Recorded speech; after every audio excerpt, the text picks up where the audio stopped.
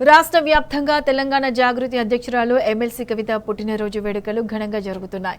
MLC కవిత birthday సందర్భంగా తెలంగాణ భవన్ ఆవరణలో BRS general secretary Ravula Chandrasekhar Reddy, green India challenge co-founder Raghavender Yadav మొక్కలు నాటారు. అనంతరం ఎమ్మెల్సీ కవితకు జన్మదిన శుభాకాంక్షలు తెలిపారు.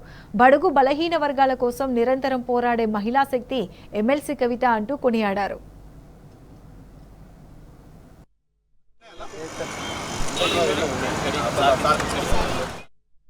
శ్రీమతి కల్వకుంట్ల కవిత గారి జన్మదినం సందర్భంగా తెలంగాణ భవన్ దగ్గర ఈ చెట్లు నాటే కార్యక్రమాన్ని గ్రీన్ ఇండియా ఛాలెంజ్లో భాగంగా సంతోష్రావు గారు ఎంపీ, అదేవిధంగా రాఘవ్ గారు, రాజీవ్ గారు మిత్రులందరి సమక్షంలో ఈ మొక్కలు నాటడం జరిగింది.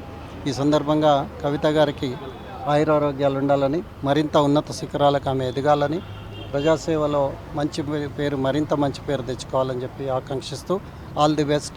హ్యాపీ బర్త్డే కవిత గారు.